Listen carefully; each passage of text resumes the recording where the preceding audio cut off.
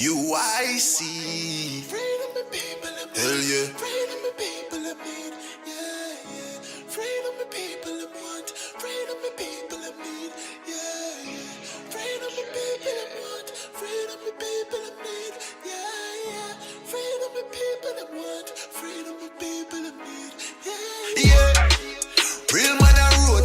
Now bow wolf in a tree grand a road. Now bow down to no demon a road. UIC when you see man a road, me say yeah. Real man a road. Now bow wolf in a tree grand a road. Now bow down to no demon a road. UIC when you see man a road. Ready for broke every chain. That when you free up the people, levitate. Jamaica member, you ever great. I feel burn up the fire upon every snake. Me give thanks in every way. God still a look down once see we safe. I stay around the road long time. GLP and PMP I sell we out. Till I do the test even though we know the end result. If them coulda kill with them catch we and hang we know. No force no coercion, me freedom in a step. No one fi rob we and kill we and feel them I go make it out. You know see the leeches, you know see the angel the devil when him sleep with. You know see the leeches, you know see the angel the devil when him sleep with. Yeah. Real man a road. Now bow wolf in a tree grand a road. Now bow down to no demon a road. UIC when you see man a road, me say yeah. Real man a road. Now bow wolf in a tree grand a road. Now bow down to no demon a road. UIC when you see man a road. Yeah, me drop the breath in now, and then I laughing now. What them talking about? Good night, everyone.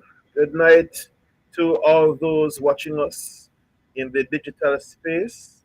Welcome to another episode on UIC Liberty TV. I see here JMH is here early in the comments. Welcome, JMH, and a good night to you. And if you're in a place in the diaspora where it's day, good morning, good afternoon, whatever time it is. Now, we will be looking at a topic tonight that we should all consider as Jamaicans. It is something that plagues our culture for the most part. The violence that characterizes being Jamaican. And so we ask the question, why are we so violent? All right, Lion, welcome. All right, Lion says, hope everyone had a good week and planning for a great weekend. All right, I extend those greetings to everyone too. Thank you, Lion. Hi, Elsa, greetings to you too. All right, so I had originally thought of looking at something different tonight. I thought that I would cover the Public Order Act and Jamaicans' lack of rights to protest any mismanagement, misdeed by the government and the government says. But then I saw a video clip that made me think that this is something that we need to center it on tonight instead. And so I'm going to have that video played for you. Bear in mind, everyone, that there are some expletives in this video, as we say in our parlance, bad word. Yeah, beer bad word in there. But I ask the audience to excuse that and let us look at the issue that we're going to be speaking about tonight. All right, so let us look at that video now. Then we have our discussion.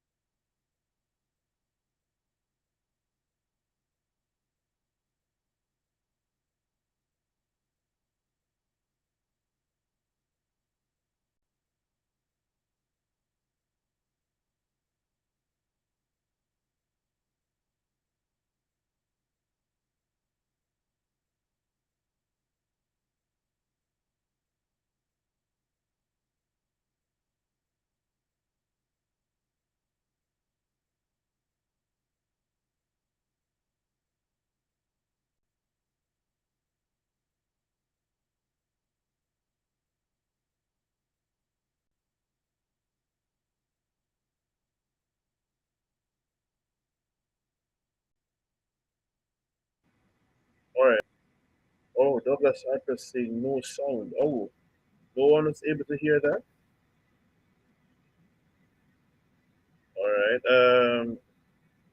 Let me try again. All right. I'm going to try again. Let us see if this time.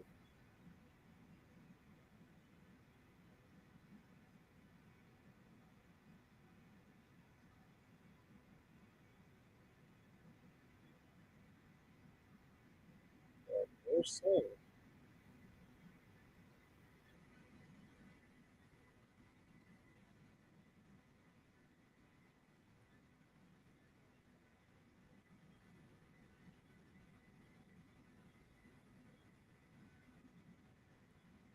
Whoa.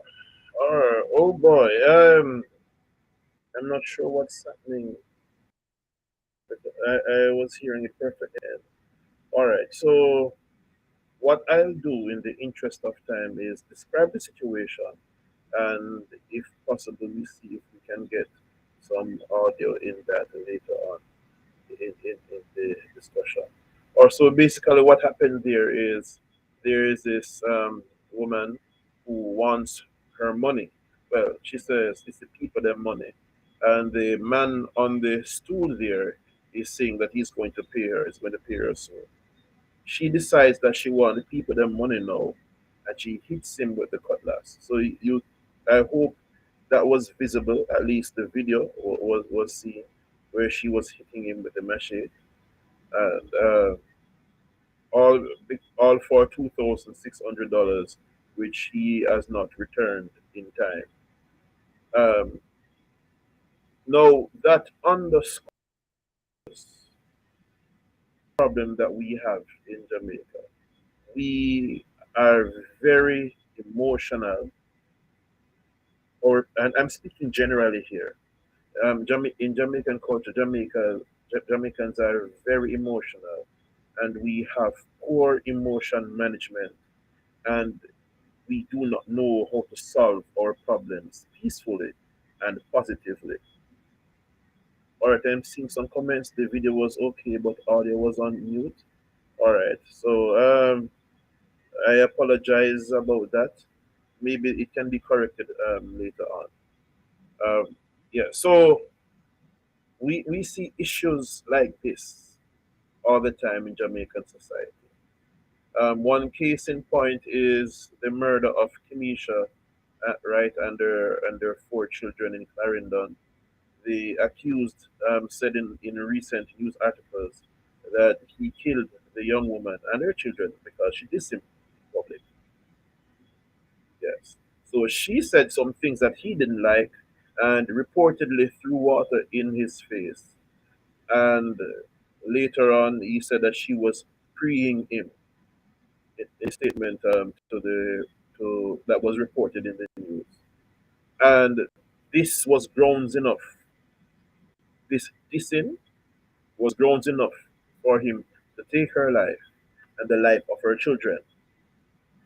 We recently, was it last week or the week before, we saw where there was an altercation in Montego Bay where two men who were reportedly licensed firearm holders were shooting at each other in a crowded mobile. And allegedly, the cause of that was a motor vehicle collision. So there is an accident, and two grown men can't find it in themselves to discuss, to work out something amicably. They resort to using weapons, firearms at that, and firing on each other in public. Now, this is a very grave situation. I warrant that Donna Lee, one of the most unfortunate incidents that is currently in the headlines now, I warrant that her case also is one that is caused by poor management of emotion and conflict. Now, this stands out in our public life. Why are we so violent? We have so many crimes. So many crimes are committed in our country. So many domestic disputes, All of that. Why? Somebody dissed somebody else. Somebody hurt somebody's feelings. And because of that, violence was resorted to as the response. But let us backtrack to the video. I know the audio wasn't heard, but as I described, the lady wanted her money, or as she described it, people's money. The man said he would be paying back, but he didn't have it now, and she started slapping with the machine. So if we were to think of this situation logically, how is it that beating somebody with a machine will help you to get your money faster if the person really does not have it? And if we should say that yes, the person money and is taking an unnecessary bit of time to give the money over, how will beating the person with the machete remedy the situation? What if he were to retaliate in a more deadly manner? We don't stop to think about these things. Now, in the case of the woman and the man there, what could both parties have done? What could the woman have done as the aggressor there? There is the police. She could have gone to the police and asked them to intervene and ensure that she gets her money. There are JPs, I assume, in the community that she could go to for assistance, a mediation center, a minister of religion, the court. But none of these methods, none of the persons were consulted as far as the video shows. She consulted a machine and started to beat the man. Whenever we find that people use street violence to solve problems instead of using a peaceful method, we see where crime and violence get out of hand. But again, the question, why? Sociologists put forward that our history has traumatized us. During slavery, our former masters would solve problems by demeaning and, and, and punishing us brutally. And what the sociologists say is that this has been a learned condition forward. So that we want to solve our differences. We repeat what we learned in the past. We repeat what was done to us. So if a man says something that you don't like, just as a slave would say something against his master, the master probably would lash him until the skin was flayed off his back or dip him in boiling oil. We decide that we must retaliate and retaliate physically and brutally. So that is one of the theories that is put forward, that because of our history, our history during slavery and in colonialism, we still retain this behavior. Others say, especially human development theorists, would say that corporal punishment is one of the causes of brutality in our society, where parents, instead of finding constructive ways to correct their children, beat them. And then it is ingrained within us that to correct a situation or to have or something go our way, then we have to resort to beating or doing violence to another person. Now, either of these could be true, but I submit that the reason that this is still the case today is because our education system has failed us. Why do I say that? And to answer that question, I ask another question. What is the purpose of education? What is the purpose of the formal education system?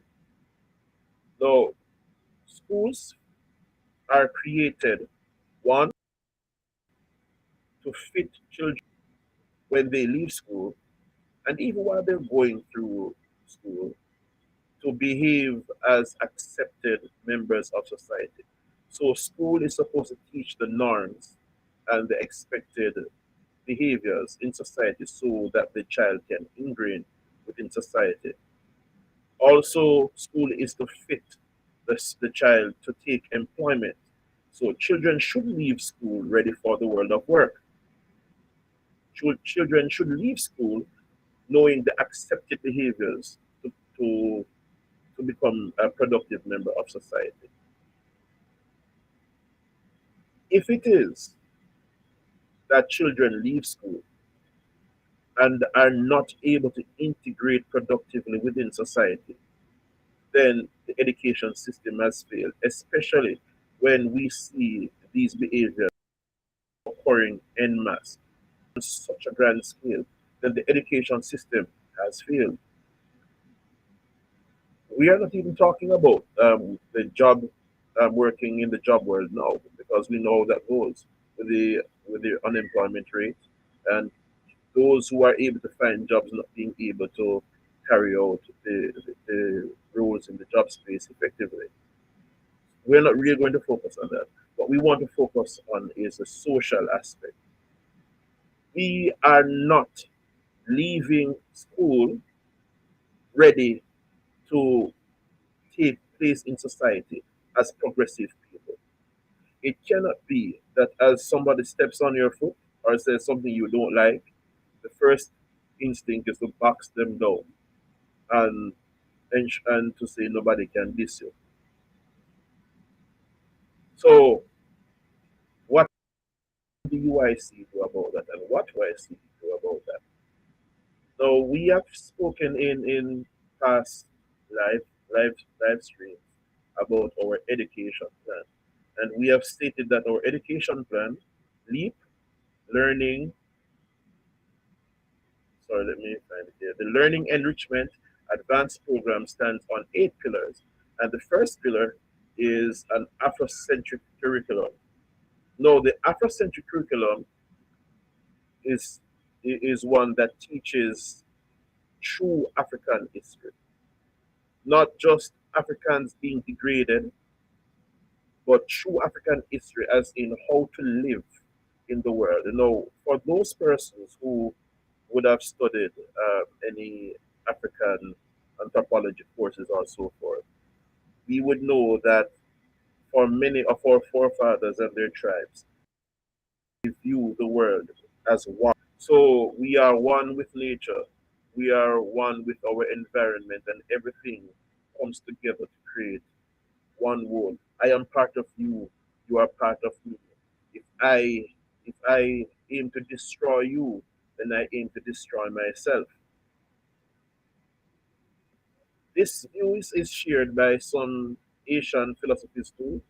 But if we look at this true African worldview before colonization, we would be able to live more in harmony with our world.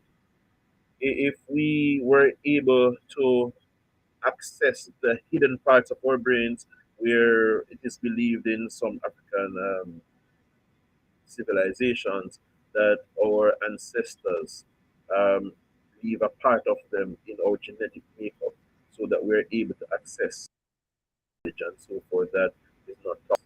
Some people would see it as mysticism, but if we are able to understand true African history, then it would build a sense of pride and confidence in us that would make us less likely to be aggravated by something that really does not serve us well. There is a saying, if someone can control your emotion, then someone controls you. If we understand our true African history and then understand the three different aspects of the curriculum, that is understanding self, understanding human behavior, and understanding money, then we are less likely to have these instances of rage and violence and proving self. If we know self, then we don't serve to anyone else. Now, what do we mean by knowing ourselves? Knowing ourselves looks at our understanding how our minds operate, understanding how our bodies operate, understanding our emotions, understanding our spiritual needs and spiritual growth, and not only understanding how they operate, but understanding how to keep them healthy. If we understand how to have a healthy mind, healthy emotions, healthy body, healthy spiritual balance, if we understand human behavior as what makes people tick, what sets people off, the best way to get persons to get in line with our philosophy or to accept other persons' points of view, then we will have less clashes. There are a notes written on how to move in a loving way with persons, how to get persons to be, let me use the word friendly and harmonious. One book is The Go Giver. The Go Giver, in contrast to Go Getter, shows you how to get ahead in life by serving others, how to manifest those traits that help you to achieve in life, not by stepping on others, but by helping others. There is another book by Dale Carnegie, how to how to win friends and influence people. That is another book that contributes to our self growth. Now, if these principles were taught in school, if these principles were taught in society, then we would not be characterized by violence. It has become such a part of us that we don't realize it's a problem and that it's actually something that sticks out like a sore thumb in contrast to many countries in the world. It is very unusual for people to be so aggressive and miserable. But if we were confronted with it and shown a better way, then we would have a better society. And that is what the UIC aims to do through this first pillar of LEAP, the Learning Enrichment Advanced Program or Education Plan. Understanding human behavior, understanding self. And we also have that third part, understanding money. Um, there is a question, will these books be the syllabus of the UIC's education? All right, Sir Harper, while I would recommend it, and while the principles will be a part of the education plan, I cannot say no that it will be a part of the syllabus because the syllabus will be something that is worked out between the ministry and the education institutions, so that it is not something that we will force on them, but it's something that will arise out of dialogue and suggestions and consultations and so forth. But certainly the principles in these books will be a part of the education program, if not the books themselves, as part of the syllabus. All right. Now, there is a principle in Dale Carnegie's book that I like, How to Win Friends and Influence People. And I'm raising here. It is easier to fly with honey than vinegar. And I am going to relate an instance here, an up instance that would bring this to light. And I'm going to keep some of the details um, as confidential as possible. Now, there is a certain social community organization that has taken over a community building in in one of these parishes, and a certain group wanted access to the community building, but the leader of the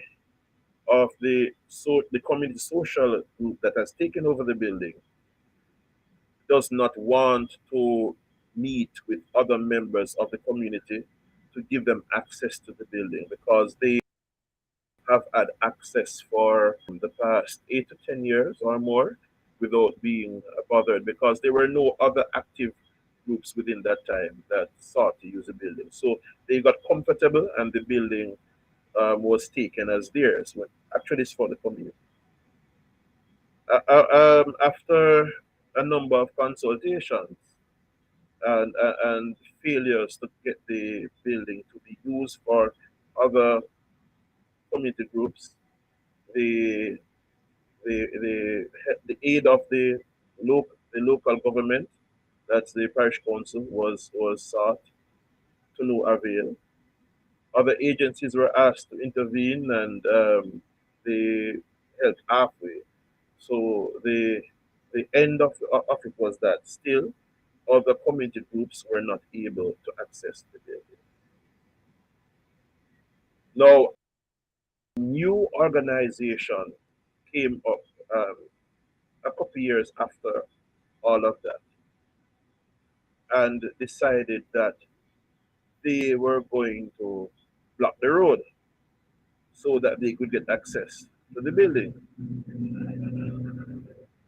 Now, I overheard and asked, why are you going to block the road? And the person in charge said, because they want the building to use and the organization will not give them the building. So I asked, how do you know that you cannot get the building? The long and short of it was that it was heard from before that they wouldn't get the building. So I asked, did you speak to the person in charge? The answer was no. So I asked, what are the needs that this organization has that your organization can help them with?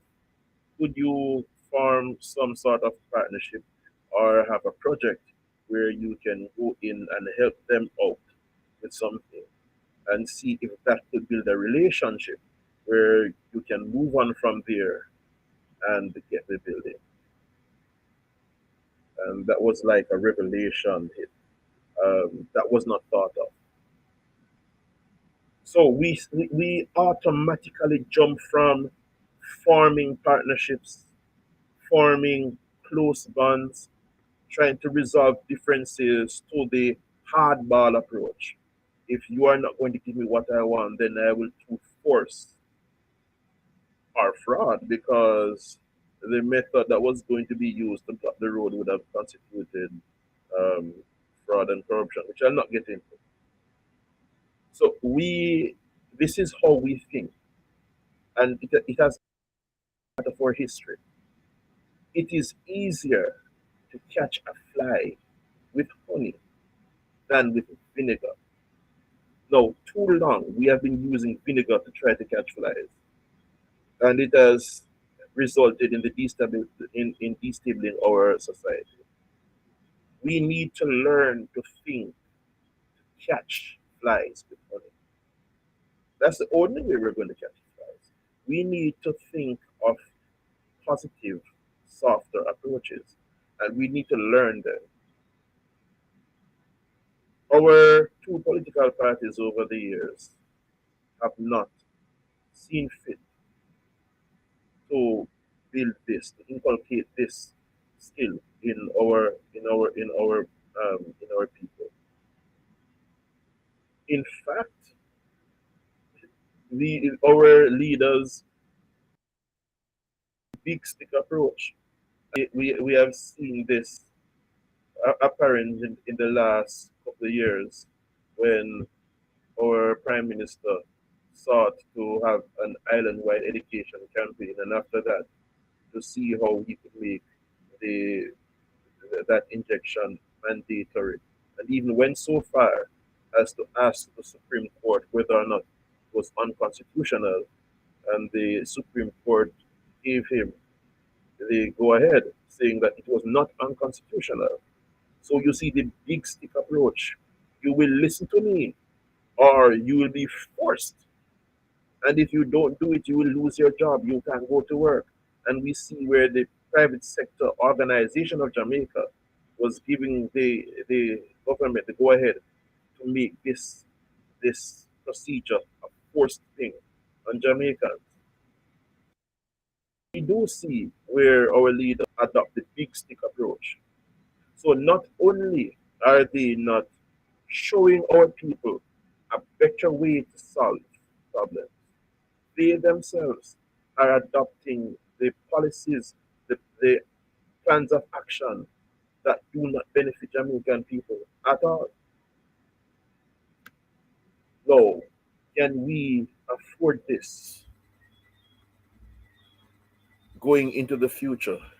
Or sorry about that. Something append to my screen. We cannot afford this going into the future. We need to nip this in the bud. We need to get Jamaicans to understand that look here, the violence and the crime, the forceful, aggressive way of doing things is setting us back. And we need to show them the way, the more to get things done. Why are we so violent? We have not been taught better. This has been the way of life for us. And it is only when we go in other countries and we see how they do things that we fall in line and we really contribute to society without being so angry. We need to start it right here. And so the UIC offers our education plan as one of the ways in which to get our Jamaican people on that positive way of living. Now, we can always change the commissioner. We can always fire the police commissioner, the chief of defense staff. We put in new persons, but unless we address the problem, the root of the problem, through educating our Jamaican people, then the problem will forever continue.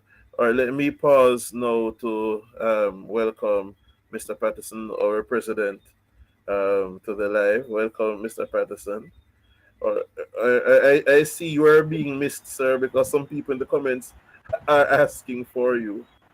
Sure, no problem. Good night. Good to Oh, be on. you're muted. I'm muted. You can't hear me. Okay, let's see here. Oh, you're low. Can you hear me now? How is that? Any echo? I'm not sure if the audience is hearing you clearly. Well, I'm hearing you clearly, but your voice is low. Okay, can you hear me clearly now? Is this better? Can you hear me clearly? Can you comment? Are you hearing Mr. Patterson clearly? Okay, Douglas Harper says we can hear you, so I guess that's good. Excellent. Well, good night, everyone, and good night, Mr. Shadow Minister of Education and Human Development. I enjoyed listening to the first part of the show. Quite informative, and I'm looking forward to participating in the discussion. All right. Thank you, Sir Patterson. All right. There are some comments and questions here. Let me go through them before we continue our discussion. There's a question. How is the UIC appealing to the youth of Jamaica and the diaspora? All right. Is a very good question. We have been reaching out through social media, but we recognize that these long videos may not be the type of thing that are attractive to our youth. So we have come up with some memes. You might have seen them starting to come up on, especially on Facebook, that will attract youth at first. Then we can take it from there. Our shadow Ministry of Education and Human Development has now rolled out a youth program to get the youth on board, and you'll be hearing about that shortly. But it does involve uniform groups, dance, songs and so forth. But speak much on that aspect now, but you will see it in a live soon.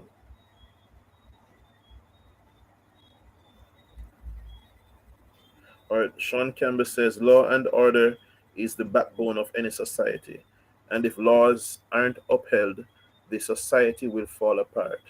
Jamaica is falling apart because of injustice. That is true, Sean Campbell. Our justice system isn't very just at all, and that's irony there. Yes, if the laws aren't upheld, then what holds us together?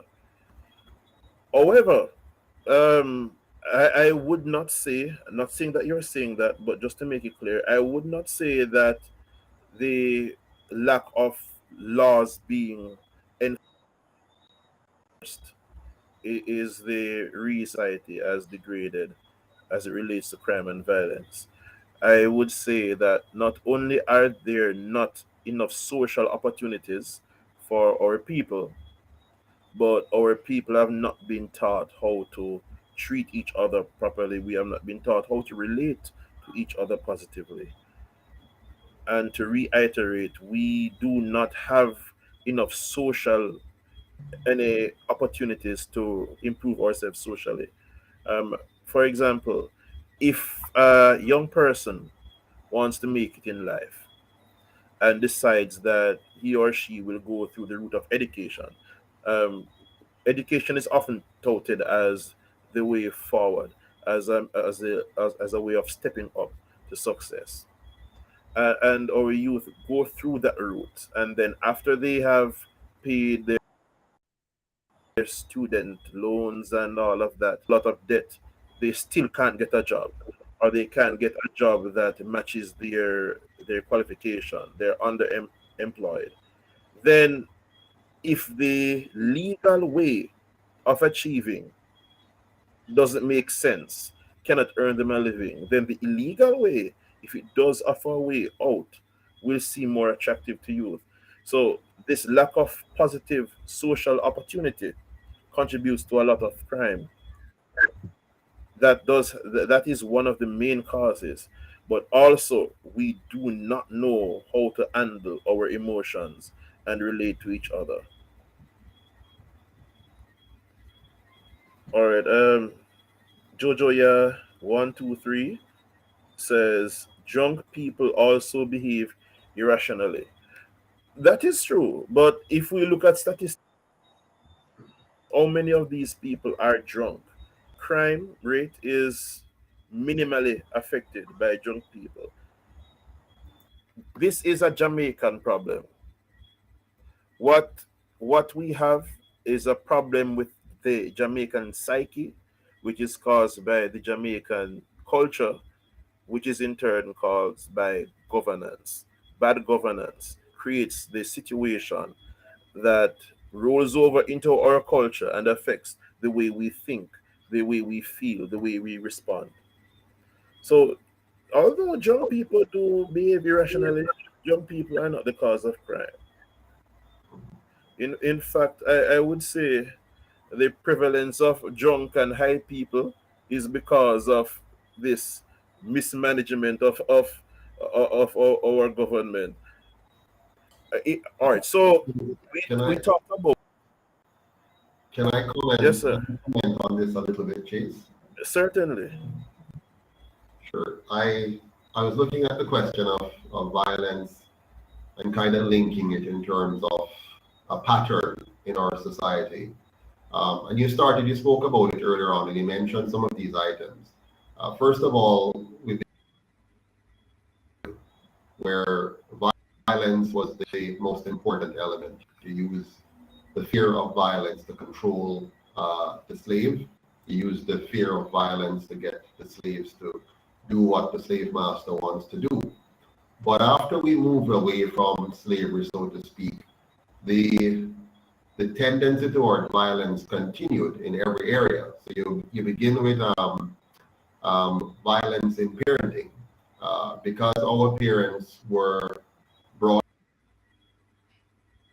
um, by the slave master first and by the schoolmaster. So they use violence as a way of training and guiding and motivating their children. So parents beat their children. Parents are very aggressive. They threaten violence to their children in order to get the children to act a certain way. When the child goes to school, again, violence is used to get the child to cooperate and to participate and to as a form of learning. I remember when I was going to school, Gregory Park All Age to be exact, we had a spelling book that we needed to learn to spell from. And every morning we get 20 questions, and you get one lick for every question, every word you got wrong. So we had 20 words in the book. And I remember my first morning at Gregory Park All Age School, I got 19 licks out of 20 because I got 19 wrong. And following that, the following morning, I got one lick because I got 19 right. But teachers saw beating as the way to get us to learn. So you have aggression from slavery, you have aggression from your parents, your school in learning. And then when you turn on the television or you read the newspaper, you see violence in our politics and violence in our politicians. They're very violent, they're very aggressive, they're very rude, they're so everything is about being attacking. And you spoke to that earlier on. So you see the violence in slavery, the violence in parenting, the violence in school by teachers. And so the students themselves now learn that the way to solve problems, when the students have problems among themselves, is also to fight or to be verbally abusive, because that's what they have seen at every level. It's in their DNA from slavery. It's reinforced by their parents at home. It is doubly reinforced at school. You recall, if your teacher beat you at school and you go home and tell your parents, you get the second dose of beating because why did you do something wrong at school? So your parents and all of that, and the politics. Then the police in the society, they're very the majority of people in society. So the police, in carrying out their role, do so in a aggressive and normally violent way. Hey boy, come here. I mean, there's nothing that the person has done wrong, but your address to them is, hey boy, come here. And you grab them up in their pants waist or in their neck or wherever. So everything about our society is built on the paradigm of violence from the home, the school, the police. And if you go to court, the way they treat you outside they bark at you, line up over here, son, woman over there, son, men over there, son.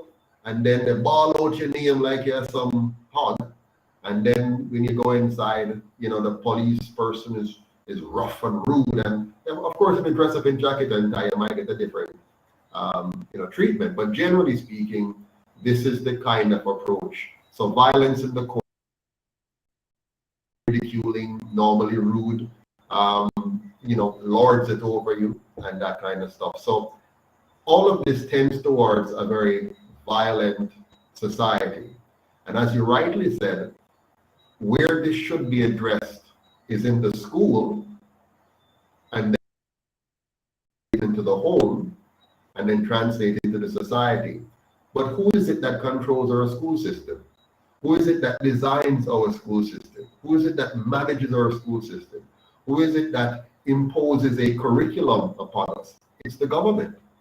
And so for 78 years, we have had the government dictating our learning, dictating our school structure. And their dictates have resulted in the society you see today. So Jamaica today is a reflection of 78 years of these two parties controlling our school system, designing our society, shaping our norms, shaping our socialization, including the violence in our politics over the years that have cost life, that have cost businesses, that has destroyed communities and created division, this side versus that side, the top side or GLP, those over the train line over the gully. So you have all this violence coming in. Now, where the UIC addresses all of this is we begin with a paradigm that says we need to build a society that's based on respecting each other's rights. And we summarize this in three basic words: the right to life, to liberty, and to property. And if you were to train the child and train the family and train the society that the greatest love you can show for your fellow man is to respect the life, the liberty, and the property of your fellow man. And if you were to, develop that kind of philosophy in our society of respecting each other's fundamental right to our lives, to our freedom, and to our property. So you don't want to thief my property. You don't want to deny me my freedom of choice, and you don't want to take my life from me or otherwise seek to manipulate it. Then you start to begin to have a very, very different society. One more point before I turn it back over to you. I observed all my good friends in Singapore have dealt with this. You look at Singapore in 1965 and saw how dirty, aggressive, rude, disorderly that society was. And Lee education program that would norms, one that is anti-corrupt, one that is pro-cleanliness, one that is pro-respect for the rights of each individual. And so they moved a very dirty, aggressive society in less than one generation to a society that is anti-corrupt, that is pro-clean, that is pro-order, and therefore maximize their ability as citizens to work well. And notice a key thing in this: their education system graduated persons with some core competences, logics, reasoning, comprehension, communication, English language, able to use the language properly, and mathematics. When you build a society where the mental acumen of the people are well developed, they can quickly understand cause to effect relationships.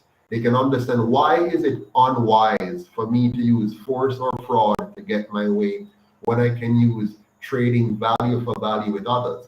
If I show respect to my fellow men and they show respect to me in terms of my right to life, liberty, and property, we end up in a much more efficient and effective and harmonious society than one where I seek to one-up the other person or scam the other person or force the other person to give me something or to scam them to give me something. So it's really a matter of the philosophy which has been baked into the society. So the culture you see today is the culture of the JLP and PNP. Jamaica needs a new culture. And so the UIC now, when we become the government, we will be transforming the mindset of our people by changing the system we operate under and the philosophy that undergirds that system. All right, thank you, sir. Very well put. And um, when you were talking, the idea came to me. The thought came to me. We complain so much about our former colonizers, but we ourselves have that colonial frame of mind. Whenever we feel to police another person's body or life and so forth, we are being just as the colonizers. For example, everybody is free to think of you as they want to think of you. So someone may say that I am whatever word they want to use. But let us say that somebody wants to use a very disrespectful word to describe me. That person has the right to that opinion. What I don't have is the right to go and assault that person's body because that person has a certain view of me. Now, if we believe in the right to expressing self, there is a controversial law right now um, called colloquially the bad word act, that wants to prosecute motorists for using abusive language to transport officers. If the man think that you are so and so and so, that is his right to express that. What you don't have the right to do is to hold up somebody's body, to touch somebody physically because of what they think of you here. Whatever person holds here, that's their right. Whenever we think that somebody just said it, such man can cross the border. Why such man can cross the border? We don't own that man's right to his liberty.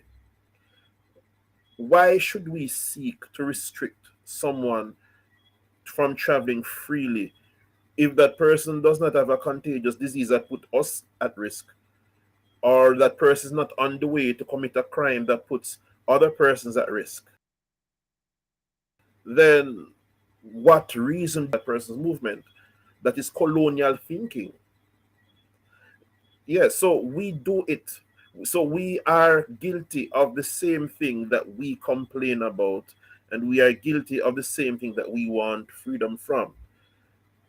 If we adopt the UIC way of thinking, that is, we have the right to our own lives, to our own liberty, to our property, and that we don't have the right to restrict another person's through force nor fraud, nor they to restrict ours, then we would have a much better society. I see some interesting questions here. Um, this is Eloyd Kelly. What is your view on the idea that the arts influence real life behavior? No, debate that has been going on for some time. Does art cause issues in society, or do issues in society cause influence the art? All right, so I will. Yes, whatever happens in society feeds into art. That's true. So art is a reflection of what goes on in society, but also art does influence society. Let us look at that song, for example, that Ensure song. We see where the artist sang the song, and scores of people are actually doing what is said in the song. Vibes Cartel is known for his influence on the populace. Can we think back and remember, when did bleaching become so popular? No, I'm not decrying bleaching in this form. I'm just saying, when did it become popular? When did certain wait, when did tattoos become popular? When Vibes Carter sang about coloring book. So we started seeing more and more persons adopting tattoos. So we see where the art influences society as well as is influenced by society. So we see that our artists are able to really change the mindset of the people. But So Shane, yes, may I comment on that? It's really very tricky, because normally when the artist begins to sing about, let's say, the Ensure, it's because it's happening already. But what he does or she does is she communicates what is happening. Let's say something is developing, percolating into society. So it's coming to its it's not fully mature yet, but it's happening, and there are a subset of us that are into it, and the artist now puts lyrics to it and put a beat to it and publicize it, and then what happens now? The rest of society has a choice to make. The rest of society has to say, okay, so a artist that we respect, that we look up to, he must say it, and he must say it in a way that it good or nice or It's it attractive. might big it up in a way, even though it might be saying something, because sometimes, you know, they say something negative about it, but you know, sometimes in our society, bad is good. So if I say that bad, you know, it means it's good. You understand? So the artist is taking what's happening at a sub level, a subset, and then he broadcasts it more generally.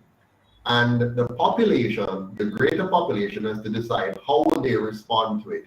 Now, if the greater population is mentally well developed and is able to reason and rationalize effectively, they would say, no. And so that small subset would remain a small subset because the larger population is too wise, too intellectually developed to simply jump on it. But when you have a large section of the population that might not yet be aware of this developing trend, do not have the intellectual ability to reason properly and analyze properly and say, no, son, we're not getting into that. Then when it's popularized by a singer that they all hold in common, because he has been singing other songs that they all relate to, and now he's bringing this one forward. He's bringing scamming forward and say, yeah man, scamming big, or bringing ensure forward, yeah man, ensure good, or whatever it is. Then it gets on. So I am very worried when we allow politicians to get away with trying to tell us that it's the music which is spreading it. No, the music is picking up something. For example, supposing we had some very bright kids and they were developing some great invention. And by kids, I don't mean children, you know, like under 15, maybe somebody who is 21, 20. Of the culture we develop, they design some great app, some great new technology, and our society is so designed that those apps and technology gets appropriate funding and they're getting up there. For example, let's say our own version or whatever here.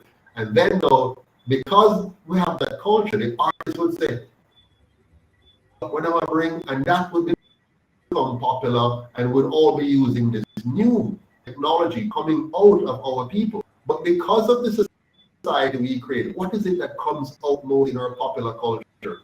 It's derogatory things that comes out mostly in our culture. Why is that so? Because those who have been shaping our society over the years have so shaped it that what appeals to the minds of the majority of our people, okay, or the most vocal majority of our people, or segment of our people, what appeals to their minds are not what you and I would like to appeal to their minds. The minds are not so developed that it can be appealed to. For example, how many will watch a program like this and spend the time to watch it? I see a number of persons here on. Others would quickly say, oh, what that, and done.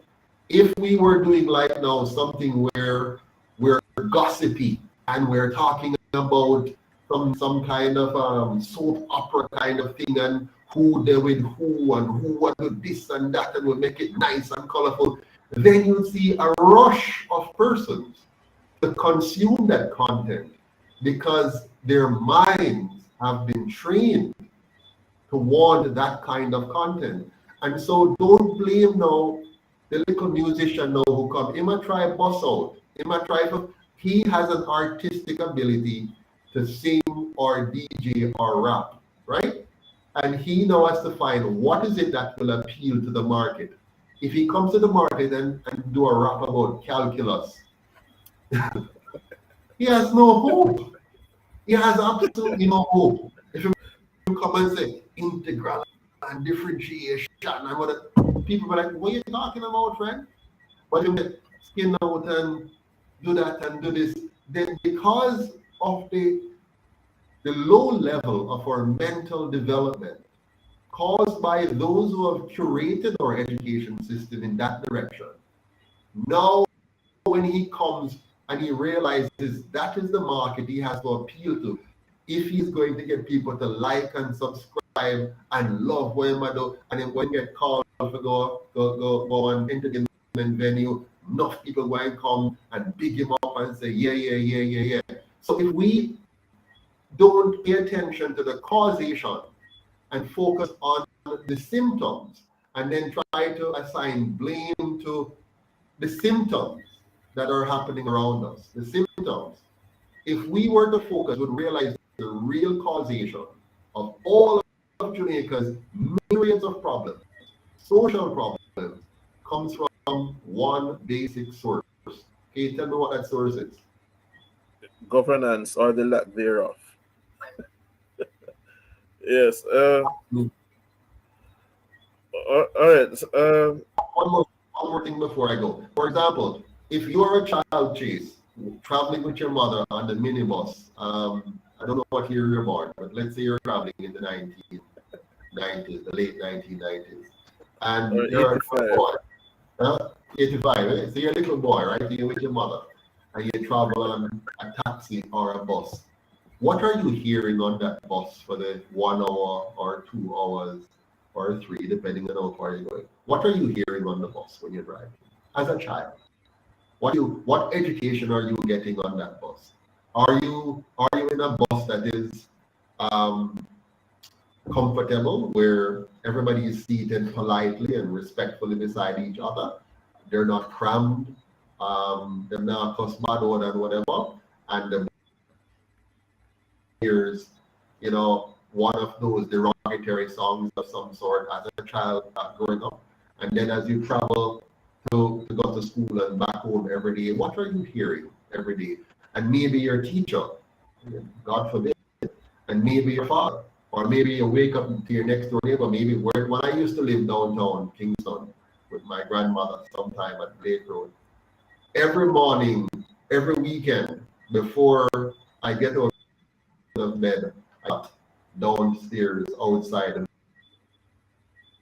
clock start to crow. They started, and they start to cuss each other, and you hear about this person and this thing, and that's what you're hearing as a child. And if you are not able, like some of us, to recognize that you need to find a different path and go a different path, this shapes you. This shapes you. So who makes the policies about our transportation? Who allows us to have a transportation system where a young child traveling with his mother or father or by himself will be exposed to some of the most derogatory music about women, about violence, about God, every single day, 5 days a week that he goes to school on the bus or travel with his parents or whatever? Who is it that sets the standards and allow this to become a norm in our society and not nip it in the bud? Suppose, Neil, Chase, suppose the way the Prime Minister went about wanting to juke us with this thing, suppose they had gone about making sure we have a transportation system that was so well regulated so that it was peaceful and calm and clean and decent.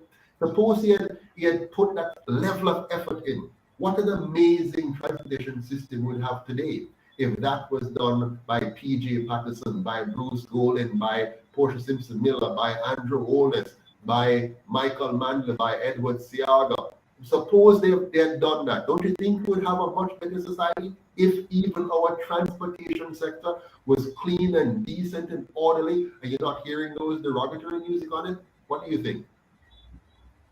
I agree with you, sir. It is really what is going on. I addressed some hard students.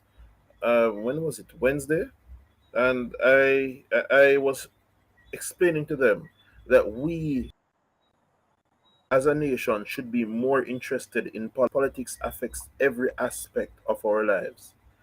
The kind of food that is available to us, the kind of jobs that we have, how much pay we take home from our jobs, the way in which we get to worship, even that is affected by politics. So we cannot afford to be so apathetic and not caring, unconcerned about politics.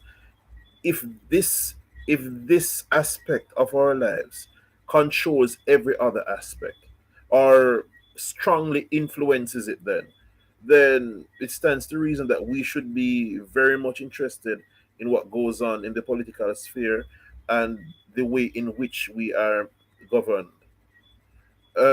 There is a question in the group. I wonder if you want to take this. I lost it, but let me paraphrase. It says that Jamaica has the most churches in the world. It's funny. It's So, funny. no, Jamaica Yeah. has more churches per capita than anywhere in the world. This is by Dalton Turgot. So, why are we so violent? It's funny you mentioned it. I was thinking about that very same question as you were speaking. Why are we so violent with so many churches per square mile in Jamaica? Um, Funny enough, church in Jamaica has failed to achieve its most fundamental objective. If you were to go by what is written on paper, the purpose of the church is to convert people from the old man to the new man.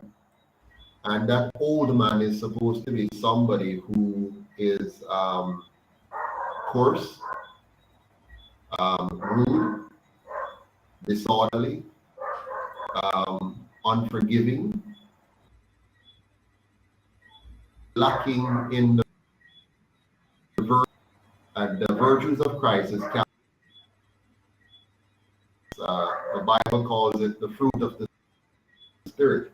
I think it goes joy, peace, patience, kindness, goodness, gentleness, um, goodness, and self-control. And for you to not be a violent person, you need to have self-control. That is a key element. Now, if the church is to be believed, then all of its converts are persons who would have now taken on the new man, who would have now inherited the Holy Spirit, which leads you into all truth. And so now you know the truth about how to communicate, how to reason, how to make good decisions, how to build good relationships, the things you talk about in the LEAP program that the UIC wants to put into our school system. So now, as a Christian, as a convert to Christ, you would have now been somebody who understands self, understand your body, understand human behavior, understand your fellow men and how to form good relationships. You'd also, by virtue of the Holy Spirit leading you into all truth, you would now master economics, politics, and understand the world around you in such a way that you can now be a person of virtue, somebody who, in all you engage with, you transmit to them something of a higher order, a higher value, a noble character, so to speak. Now, if you look at our churches carefully and our members in our churches, even the mannerism of our pastors as they preach, I find most of them to be quite aggressive. I find it to be no less than the aggression of our politicians that we see in Parliament. I find our pastors spending more time entertaining church members than educating church members. I find our churches being more interested in building large edifices than teaching our people how to be constructive, how to be sound, how to be good families, how to get along,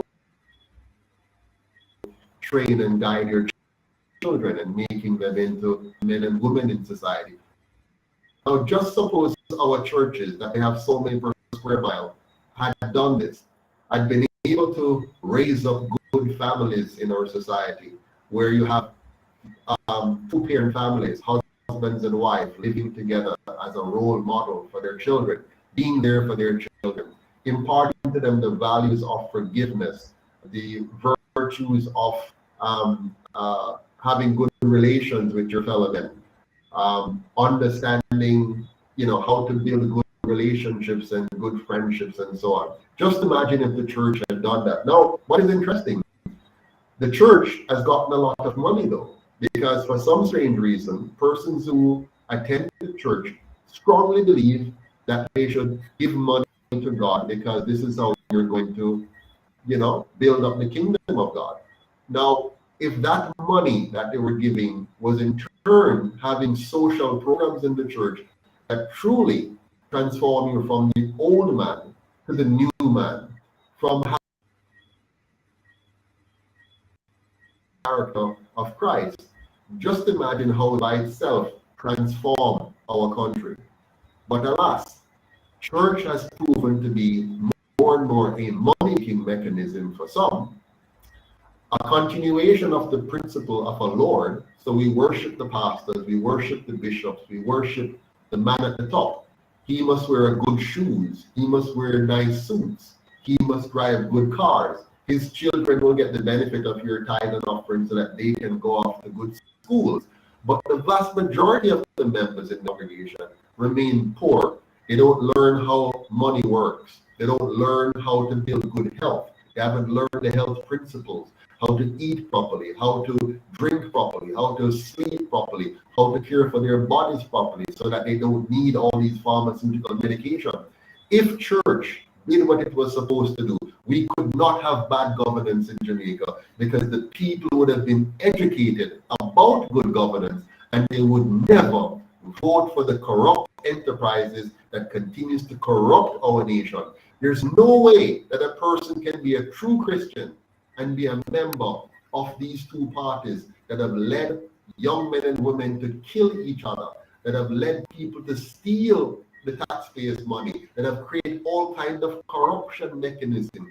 There's no way that you can be a Christian, a follower of Christ, a person who exemplifies the character of God himself. There's no way that you can be a Christian, that you can be somebody who has been changed from the old man to the new, and lift your finger and dip it in ink and mark an X beside the head or the bell. No way at all. There's no way that a Christian can vote for the continuation of two colonial parties that puts forward the principles of demonic living, which is force and fraud. Force and fraud is satanic. These are things which encourages you to want to take what belongs to somebody else. That's force, instead of trading value for value. And fraud is you tricking people so that you can take. And these two political parties are the masters of using force and fraud against the Jamaican people. And no person who claims to have of Christ himself could ever be a part of that. I am glad I allowed you to take the question because being a minister of religion myself, when I say certain things, and the church may not like it. Now, Judge Joya 123 brings up alcoholism, and I'd like to respond to that. Jamaican society is like an ostrich with its head in the sand, if we know that metaphor. We are drunk on an illusion, and the life has gotten so depressing, so bad, that the Jamaican people by and large seek to distract themselves. So some persons find their escape in how hard life is through alcoholism and drugs. So, Jojoya, if it is that we change our system of governance, we automatically diminish that trigger for alcoholism and the prevalence. We also see people distracting themselves with the hustle. Our people are not interested in the core things, the important things, such as governance of the country, because we are so busy being entertained. There's a reason why I have so many parties and dances. There's a reason why weed smoking is so prevalent, why so many youth and even older persons drink so often, smoke so often. There's this other drug that has come on the market, Molly. We are trying to escape life because life is so hard. But I submit too that in addition to seeking escape from life through the parties, through the drugs, through the hustle, because even that is a way of escape, Jamaicans seek to escape the harsh realities of life through the church. So going to church for that fun. Well, let me use the word fun because whenever I go to church and I hear somebody say, "Me no feel the pass and me can't move," I wonder, what did you come to church for? No, we are supposed to go to church to worship together and to learn to be holy. No, getting a vibe of the music and listening to the pastor call out somebody and what they did is in no way develops our holiness or closeness to the divine. It does not make us a better person, nor does it make us like Christ. So we have lost the meat of the matter, and church, as Mr. Patterson has said, has become a place of entertainment, and we see it as something holy. Church is like a social club in many areas. So I wouldn't say the entire church, but have become like a social club. There's no real substance. Case in point, a young person gets pregnant and is not married. It is a church responsibility to redeem that person, to make that person holier. When you kick that person out and judge that person, as what obtains in many churches, how does that help that person to develop? So the churches have become places that are judgmental, churches that enforce this stigmatization, but not places that develop people to become their whole selves. The churches have become places where people can escape from the realities of life by singing and catching spirit and feeling nice in the moment. So through the, through the church, or what the church has become, through drugs or molly or weed or partying or hustling and trying to get the next door, we we blind ourselves to what is going on around us. And the UIC now is here to open our eyes, although it may be unpleasant. It is not something that is always nice to hear, but we are here to open your eyes so that we can do something about it. Yeah, No, Chase, it is yes, it is so important for the church to awake right now. And I want to congratulate all of the pastors out there who have been becoming aware and begin to take a stance against bad governance. The church has a unique responsibility based on its mandate to educate and empower its members. And the church cannot afford to be party to the kind of governance that we have now seen for 78 years under these two political parties. The church has to be a part of now redeeming the nation. The church has to stop now with these fake prayer breakfasts and these fake platitudes and stuff. They need to call a spade a spade. I see today in the paper the former Prime Minister Bruce Golding making statements again that he's done in the past, and he's now saying now that the two parties have failed the nation. They have divided this country.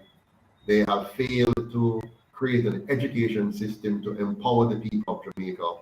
And if he can come out and say that, if he can agree with the UIC that this divide and distract politics that have led to a brainwashing education system that does not empower our people but rather disempower them. If a former prime minister, one who resigned in disgrace, can bring himself to make these statements of truth, powerfully done, it's time for the church to take its position as well.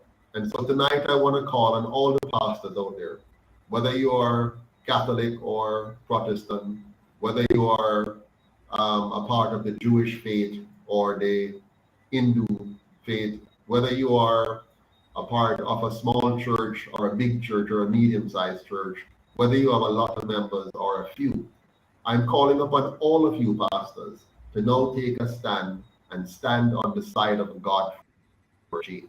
of God is the one that will respect the rights of the Jamaican people to their life, their liberty, and their property. One that will respect the needs of the Jamaican people for good governance, a system of governance that will ensure that our children are properly educated and are not taken for a ride. I see the Prime Minister and his team right now trying very, very hard to take parents to teach their children at home in homeschooling. They're trying very hard to lock down our teachers into a system of education that continues the colonial masters' brainwashing.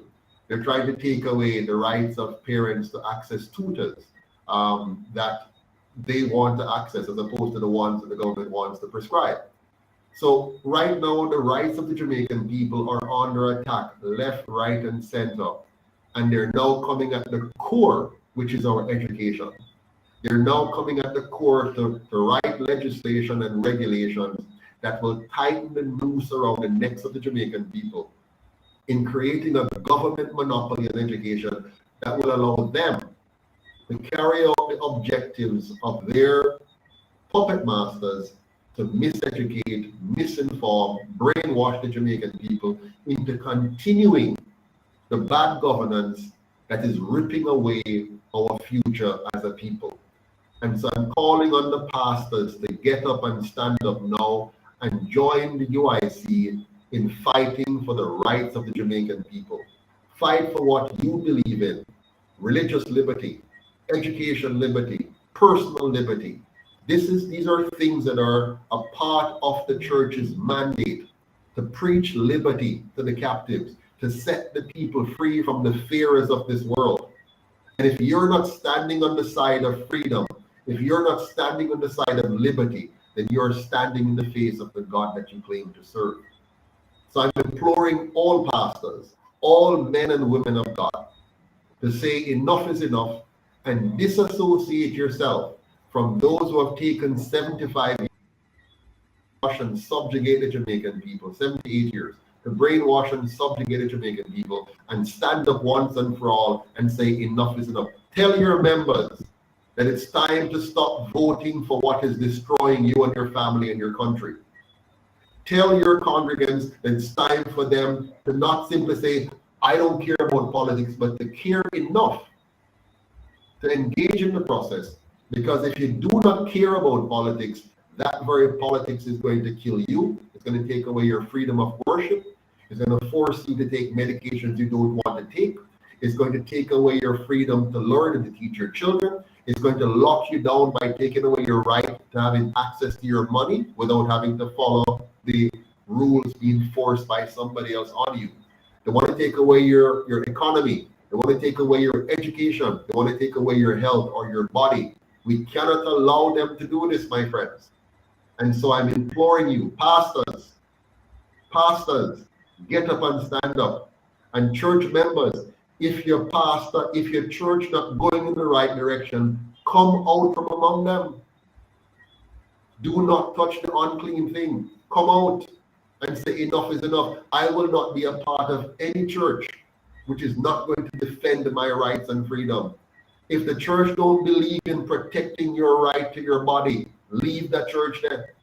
If the church don't believe in protecting your right to your money, leave the church then. If the church don't believe in protecting your right to educate your children the way you think best, as long as you're not neglecting them or abusing them or putting them in an unsafe environment, then left the church then. Sorry, Mr. Chase, I'm getting away on this now because this is really urgent. Right now, this government is busy chipping away at our rights and freedom. And if we sit down quietly and fall asleep, we might wake up one day with chains around our hands and our feet again. And this time, the chain will be electronic. You can't buy or sell if you don't do what them say. If you don't take what they want to juke you with, you can't buy or sell. If you don't allow your children to be educated with the false knowledge they want to put into their head, you can't buy or sell. If they want you to lose your understanding of your gender, that you're a male if you're a male and you're a female if you're a female, then they're going to take away your rights. If they want to tell your children it's okay for you to have unnatural sexual relations, then going to take away your rights. We cannot afford to sit down and fall asleep. And if your pastor falls asleep, wake him up or leave the church and go to a church that is preaching liberation and freedom and justice. My fellow Jamaicans, let us not form the fool and fall asleep. Don't let Paul Bogle and Sam Sharp and Nanny and Garvey and Gordon die in vain. This coming Emancipation Day and this coming Independence Day, those are foolishness. Let's fight for real emancipation and real independence by fighting for the right to your life, to your liberty, and to own and use and do with your property as you see fit, provided you're not using force or fraud to infringe on the life, liberty, or property rights of others. Get up and stand up, and know you must fight for your rights. Now is the time. What Michael Manley was telling you about, that you must have self-reliance, get up and stand up and fight for it now. If you believe in the freedom bell that Bustamante ring, get up and fight for the freedom now. Do not allow yourself to be shackled by partisan politics or be shackled by the handouts. Yes, they may have given your mother a piece of your father a house, or you a sheet of zinc, or you a sheet of ply, or some cement, or some steel, or some blocks, or some goat food, or some chickens. Don't let that piss of your brain. Fight for your rights. Now is the time. We're running out of time. Back to you, Mr. General Secretary. All right. Thank you, sir. I think what you said a while ago would have incorporated a lot. We don't have much about now in this space. You have covered, you have gone through the church, the education system, through economics. But I'd like to add something to that. I often see people asking why we don't come out and protest. And when I say we, I mean Jamaican people calling for other Jamaican people to come out and protest. And while protesting is an effective way of of showing our non-support of something and decrying something, I think we talk too much. We talk, and we protest, and then the high is gone and we forget. What will we do? No, we have been presenting the plans. We present the youth. Do you think that an Afrocentric curriculum that takes in understanding of yourself, understanding of human behavior, understanding money, so that money works for you and you don't work for money, does that work for the development of your children, for the development of Jamaica? Do we see where having a workfare system that takes care of those who can't afford it only by using the sales tax, the GCT, 10%, while the parents work, contributing to the economy, making the economy grow? Does that contribute to a better Jamaica? When we talk about a public education system that caters to all aspects of education, different ways of engaging our students, stakeholders having more say into the system. Speak about teacher education, teachers getting level. Does that work for the betterment of Jamaican people? We talk about our 10-point plan. We look at our crime response, epidemic response. Do all of these things in your mind make for a better Jamaica? If they do, then what are you waiting for? Now, it is the people who elect the politicians. The politicians work for the people. If the people decide that these politicians and the way of governance that they have been projecting over the past 70 odd years is working against the best interests of the people, then what are we waiting for to tell them that we are tired of you? We need a new system of governance. We can protest all we want. What will you do? Donate it to the UIC. Have you liked and shared so that more persons can see the content that we deliver? Have you signed up as a volunteer to the UIC? It is time to stop talking.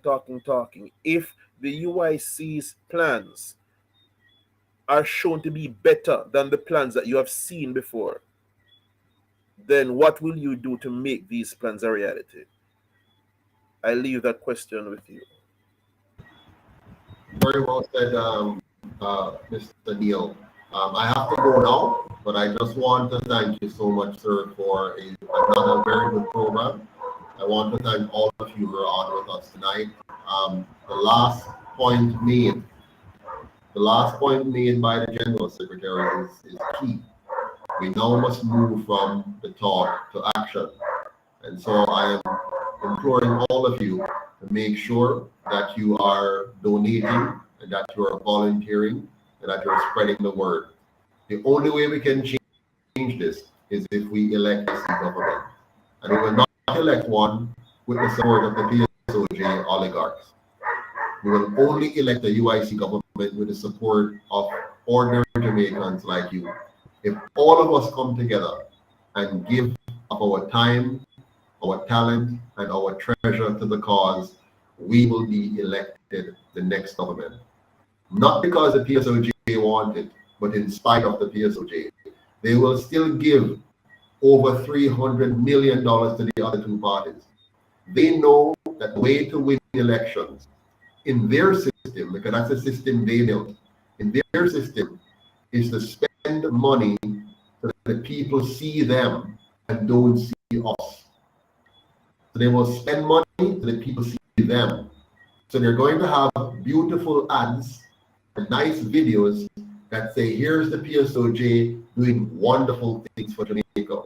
They'll have lovely ads that says, here's the PNP that is wonderful for Jamaica. They'll have lovely ads saying, here's the JLP that is wonderful for Jamaica. They will not remind you of the bad things they have done to you. You will not see a documentary that says 78 years of misery, 78 years of deception, 78 years of destruction. You won't see such a documentary. You won't see such a film. But together, we can bring this to the minds of the Jamaican people. But we have to work together. The UIC will not have millions of dollars from the PSOJ coming to us.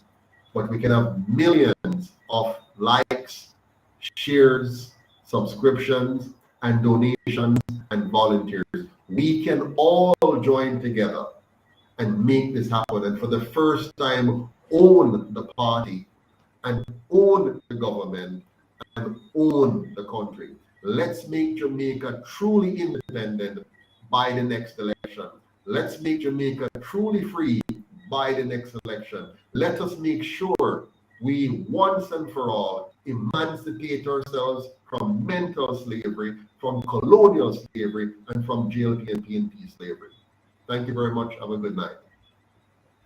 Good night. One Jamaica. One Jamaica, stronger together.